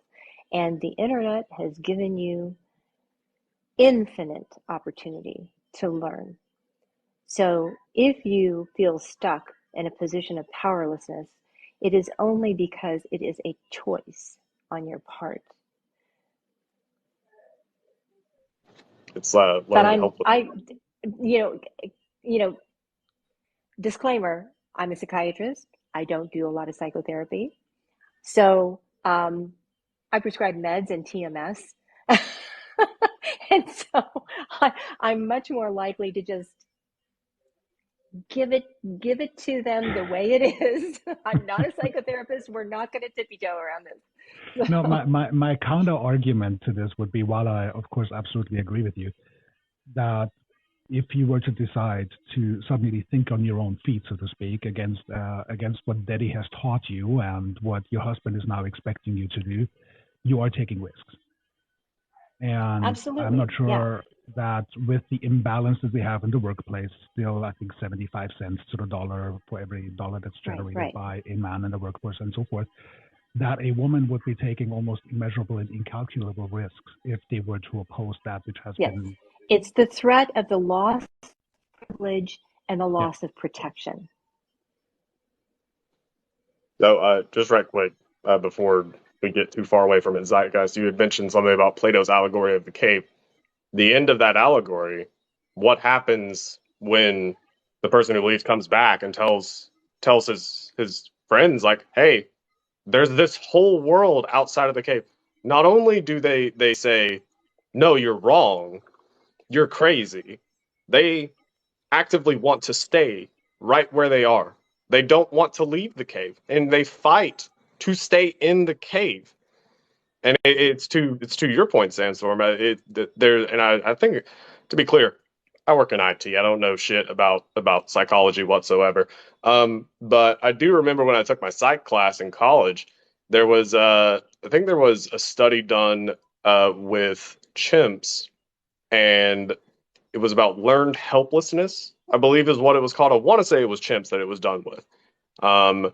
But it was just this idea of giving up and not only like having all hope removed. I think they were like trying to get out of like a cage or something like that, and then eventually they were shocked enough that they just stopped. They just didn't try anymore. Not only did they not try, they also prevented others from trying. And you also see this, ironically enough, in crabs. They just have it bred into them. Uh, it's like instinctual to them. Crabs that are caught in a net, if one tries to get out, the other crabs will pull it back down. They could easily like all band together and get out, but no, they don't. You can look this up. I think it's actually called crab mentality. I think that might actually be what it's called. But yeah, Generational trauma. I mean, we see it all the time, and I'm a teacher. I teach high school, um, and I see it in my kids all the time. I I'm one of those people that grew up with Republican dad. Um, Rush Limbaugh on the radio as I'm eating my cereal in the morning. Um, and I grew up in a tiny town in Illinois and had to leave in order to have the veil drawn. Individuate. hmm Yeah. I mean, I don't think I would have been one of those people that, continued to buy into all that even if I had stayed. But I see my peers, people I graduated with that did stay and they do. And it's, that community is really tight. And to lose that can feel scary. It's very difficult. It's on par with what you hear from cult members that try to leave cults. hmm It's the loss of a structure of protection and a structure of your life that's been built around you by the cult, and it's going into the what you believe is the unknown and very dangerous. So it's humans require safety. We're born into a tribe, and the tribe requires us to, in exchange for taking care of us, providing shelter and food and what have you, it requires us to buy into its belief system. in exchange for all that they provide for us as helpless babies and children. And so in order to grow to a point where you're able to individuate, you're able to think on your own, it requires enormous strength. And sometimes people just are not capable of doing that. But one thing, to bring it back to Zeitgeist, what Zeitgeist was starting to address was the no-fault divorce law that Texas is now calling into question, and many states, red states, want to call into question. I think it's very ironic that the god of the current Republicans, Reagan, was the first in 1969 to sign into law no-fault divorce in the state of California. Mm-hmm. Back before he really he had to do one good thing, right? Yeah. Right. But he immediately made up for it by removing the Mental Health Care Act. And just to touch base real quick, or check back with Nemo, the study that you referred to is Martin Seligman and Stephen Meyer, and the experiment was conducted on dogs. And Seligman is still teaching at, I think, University of Pennsylvania, and is a phenomenal psychologist. He is very well represented in my library across the room here. Very, very interesting study for everyone to read up on. Go ahead. Well, before we move on, I because it'll be when we get into this. Reflecting Moon, asks, how does no fault affect women? So incorporate that into your answer. In so how does no fault affect many ways, What it does is it effectively traps women in bad relationships. Let's summarize real quick what this bill, or this particular, the removal of no fault is actually intended to do, in a sense of what you have to prove to actually get a divorce. Are you up to task on that? I absolutely am. Prior to no fault divorce. Oh, give it to me. You got it. No. I don't remember if Florida had no fault divorce when I was there getting divorced. I can't remember if irreconcilable differences was the fault. But in Florida in those years was pretty as well. We had Jeb Bush in office. So I don't know. I feel like it's a lot of fear mongering. I don't think it's gonna pass. I think it's all posturing, and trying to see what sticks. I don't know. For all the outward appearances, we have several people in the legislature that are Republican that still they're on the moderate side. We'll see. I don't know. We'll see.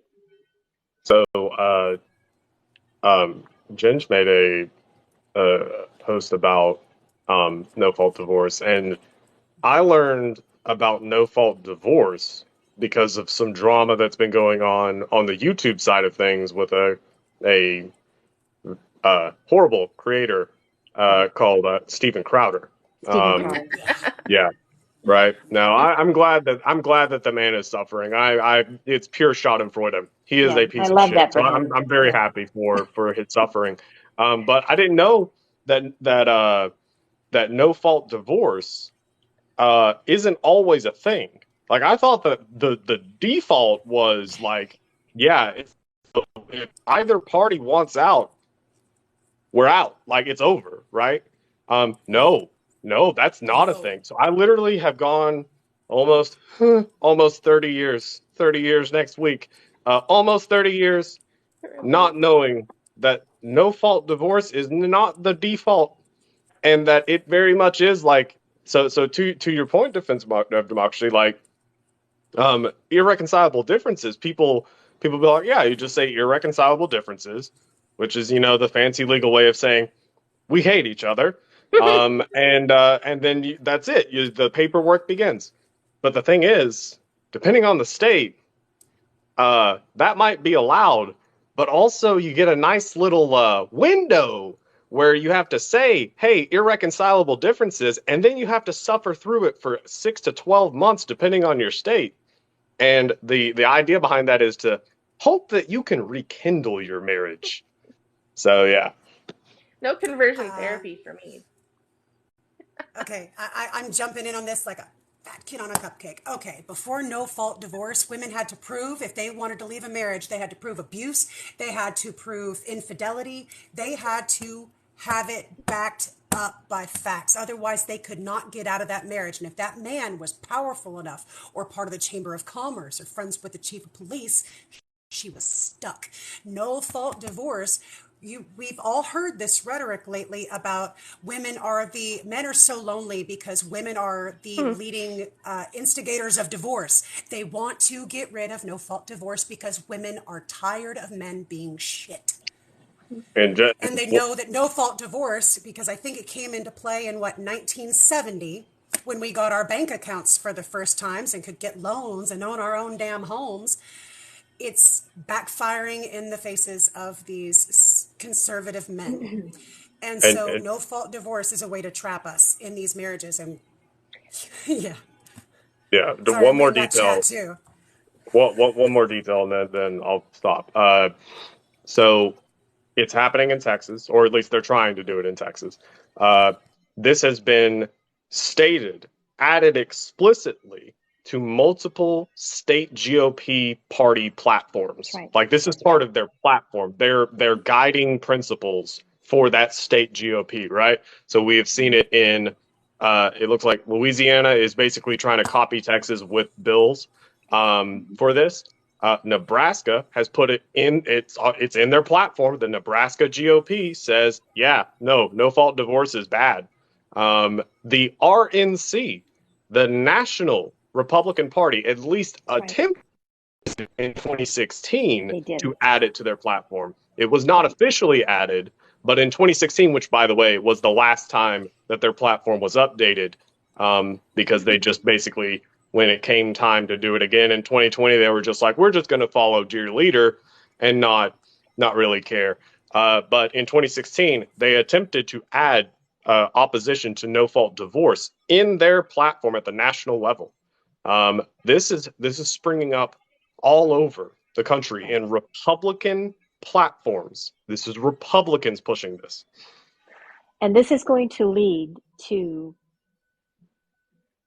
back to the suicide rates that were seen prior to the institution of no-fault divorce in states. There was a study done between 1976 and 1985 by two sociologists, Straw and Gels, found that, I'm sorry, I'm misquoting. It was done by Wolfers and Stevenson, that the rates of suicide, rates of domestic violence, and rates of spousal homicide dropped after states instituted no-fault divorce. And guess who?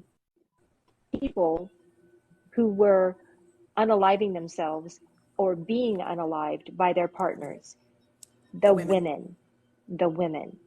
And then found that domestic violence against women declined in no-fault states between 1969 and 1983, and declined spousal violence against women. Now, mind you, there was no decline in spousal violence against men because it was already low.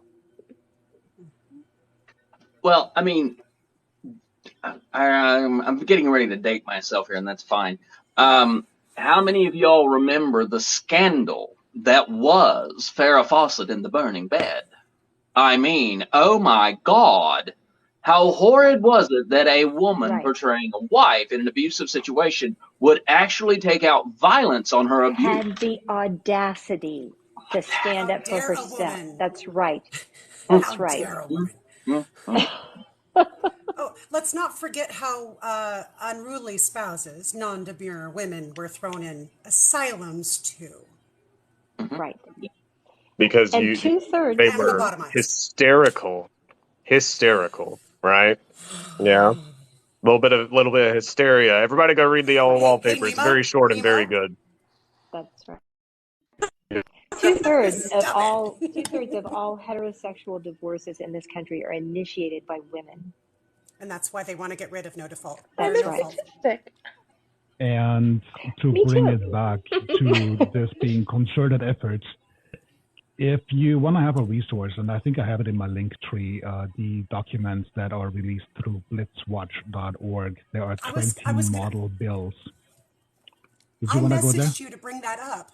No, I was Oh, gonna because I remember it being in the Project Blitz yeah. about the no fault divorce. They want to trap specifically white women, but no And then fault get them divorce is one pregnant of the things and we saw in the then 20 force bills. them to carry babies and Yeah, have lots of pregnancies with Yes, 18-year-olds. prevent them from yes. being able to access Well, contraception, prevent them from abortion. yeah. Yep. If you haven't gone into his So link tree or mine, it is read Project Blitz if you've got essentially, the spoons. yeah, it's a ball and Is chain that truly Brian coming. Kelly's website? The Project It's what? Blitz, or is that Brian No, Kelly it's is Blitz. a go ahead. Go ahead. No, you go It's ahead. blitzwatch.org. You can find the documents. Seems to have a little bit of lag in the audio. It's blitzwatch.org. You can find the 20 model bills outlined there. Short moment of self-promotion. My first Stitch video actually outlined some of that as well. And then Electro Rob on TikTok is just Rob a Rogers. guru when it comes to anything Blitz as well as what they are trying to do. And when you then actually look at some of the legislation and the text that's embedded in the legislation, it carries some of the signature of those 20 model bills. And this basically drags through the Congressional Prayer Caucus, Seven Mountain Mandate, and so forth. So all this has, it has the sort of the signature of a conspiracy theory. But when you actually start to connect dots, it starts to kind of make sense, and it's gravely concerning because there are concerted efforts that date back decades, which is why we are behind the eight ball in trying to countering that. And I I would will just encourage anybody to read that. Everybody should be reading the Project Blitz paperwork. Yeah, And it's only linked in all 150 our pages. bios. Like, It's quick. That's all. but you need, if you're a part of a marginalized community, warning, have some Yeah. spoons and a good cup of tea or a shot of whiskey. so Genevieve.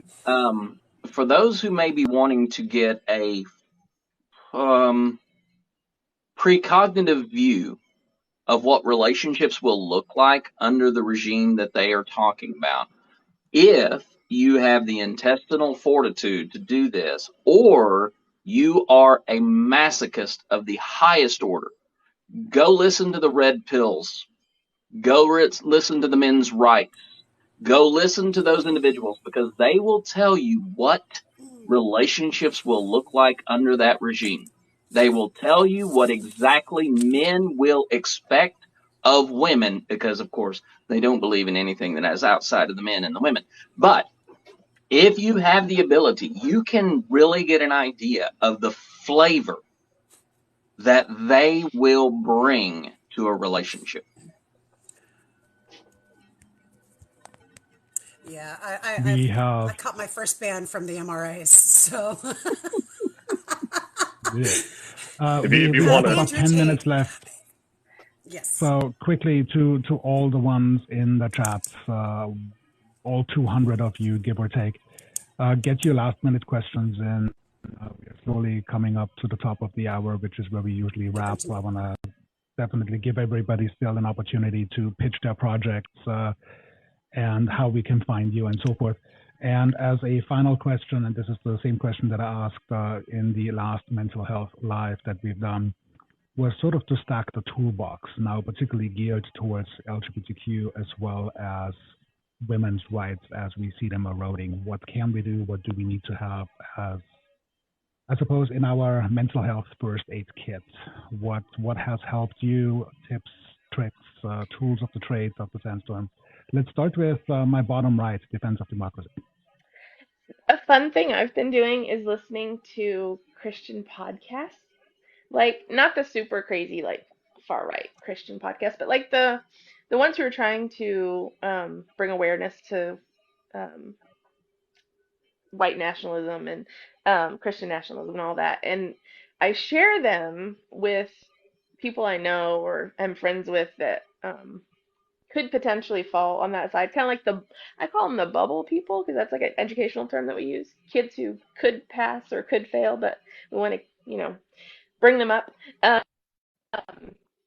so I've been sharing tidbits of those podcasts where they're, using religion to debunk the crazy religion. Um, and it's helping me because I kind of am seeing both sides of it. I like Nemo. Knothead for that. I think we both follow Knothead. Knothead does a Oh, I good don't I know job with that it. one. believe Yeah. I do, yes. Um, Yeah. I've been Yes. following what's it called? Good Faith podcasts and something progressive. I don't know. I'll share it on the Discord.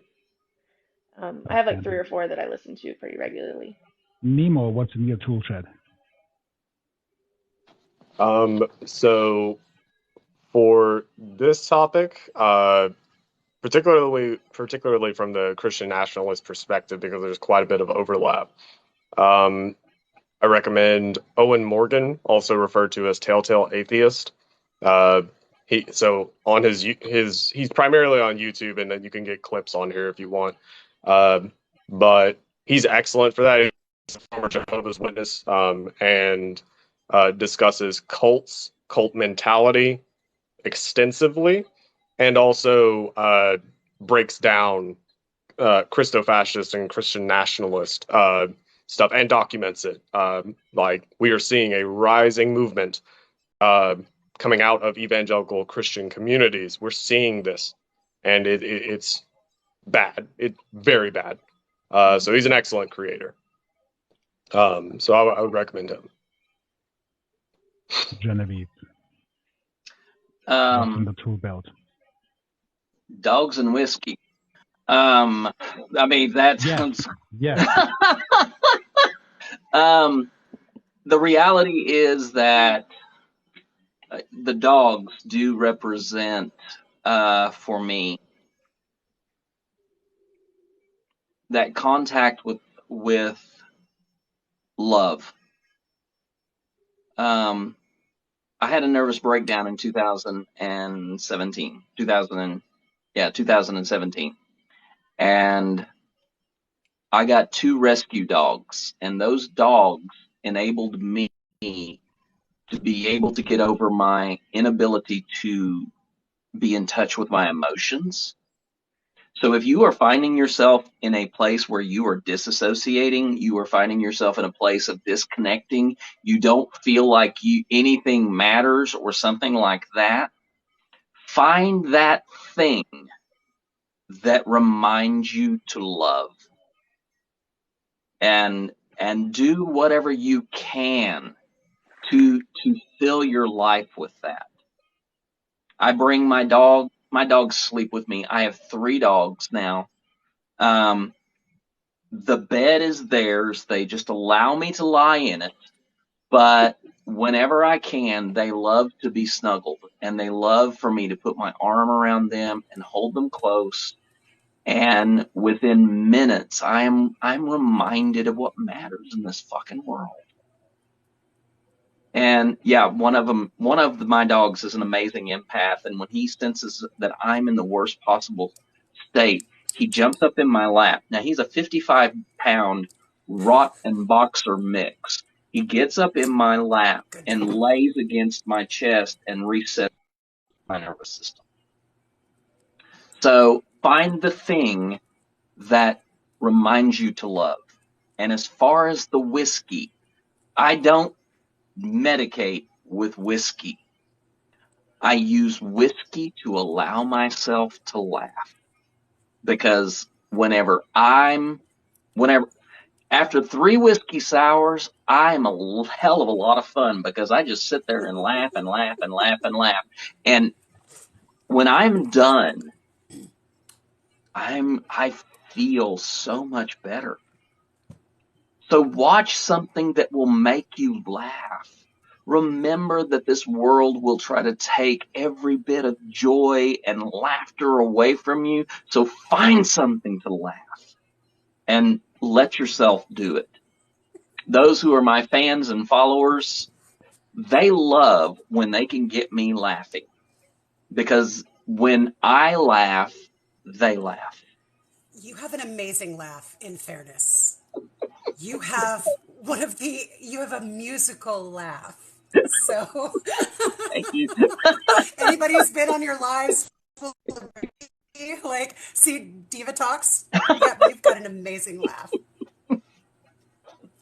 Well, I need to do more That's whiskey sour lives, I guess. I'll put that on my I schedule. think so. Oh, send me an invite. I'll Okay. be there with you. Yes. But that's really it. Remember to love, remember to laugh. Dr. Sandstorm.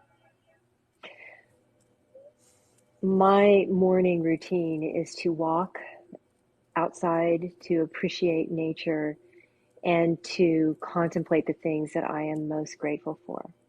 The fact that and anybody, no matter how bereft you are of material things, there is something for you to find gratitude in. Think about that gratitude and allow your heart to open to it and feel that gratitude and the love for yourself that you deserve. Ginge. You know, I'm going to start mine off with my broken record statement, take breaks. But also, what I actually do, the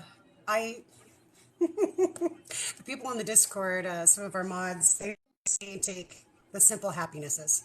So I will get in my garage and spin on the creeper in the middle of calls. But two big things to volley off of Genevieve: pets literally can help you re-regulate, whether it's a cat, whether it's a dog. There is medical studies done to show that loving a pet and winning over the affection of a pet actually helps to decrease the stress hormones in the body, increase the feely good hormones in the body, and so does singing. Whether you're good at it or not, if you sing in your car, if you sing in your shower, if you sing when nobody's home, sing at the top of your lungs like nobody's watching, because it stimulates the vagus nerve and that helps to relax the body. It is literal therapy. That's my input. Oh, hell, if anybody comes to watch me do... And stuffies.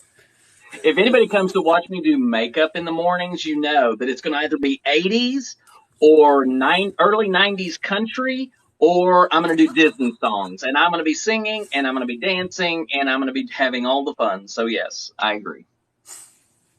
And I have checked in on you on that, and it is a phenomenal watch, by the way. So thank you for doing that as well. It is. As far as my toolbox is concerned, I spend a fair amount of time on researching and trying to put meaningful TikToks together. Some of those productions take way too long, but that's sort of where I want to be, the space that I want to be in. And my personal toolbox here lately is certainly that crew, the community that continues to grow and that I'm just privileged to engage with, and have panels like this one that I would, under normal circumstances, not have access to, and just to be able to share that space with creators who have such tremendously meaningful messages that would escape anything I could ever put together is beyond meaningful. Other than that, I engage in a solid portion of air therapy, which means I'm gonna jump on my motorcycle, put the helmet on, and off I go. And this is sort of the soft announcement, if you will, towards the end of the month, beginning of June. I may take a short break because yours truly is gonna put 5,000 miles down and go west. And if I encounter any one of you along the route, California, may not publish. Close, Nevada for sure. I hope to make it into not Cali. very far. Come through Dallas. That's a little out of my way. I'm north. I'm way north of you, but we'll talk about that on another live. Other than that, I just want to ensure that I want to thank the moderators, all of you, the chat mods, the ones in the back office, for once again keeping us safe, keeping us live, and keeping us alive, if you will, as far as TikTok existence is concerned. And it should not have to be mentioned, but if you can follow every single one of those creators who are so incredibly impactful and meaningful, please do so. And other than that, next week we have another live planned, and this one is going more towards the, what is it called? Neurospicy edition. Neurospicy. And Dr. Sandstorm, the invite is coming. You know that. I know very little about the neurospicy space. So again, this is going to be hopefully an educational process. Don't discount yourself, because PTSD and grief are also covered under neurospicy, and that's my special space in the world. So you're not going to be modding, you're going to be talking. There you go. No, probably not. I'm going to be listening and learning. It is, but I'm not bringing my work into this. Not happening. That's why I invite people that can talk about this. Anywho, thank you all so much for spending time with us. Community, crew, chat, you guys are awesome. Genevieve, plug your news days again, please, one more time. Absolutely. Monday and Wednesday, 10 o'clock Central Time to noon, I cover news that impacts the trans and trans-adjacent community. On Fridays, at the same time, I do things that are a little more fun, lighthearted, easygoing, try to provide laughter to people. And on Tuesdays during that time, I provide a focused examination on something. Lately, it has been around the subject of genocide and how that impacts the trans and trans-adjacent community. Awesome. Oh, thank you so much. Invites are forthcoming for the future iterations of the lives, and to all of you, a wonderful good night.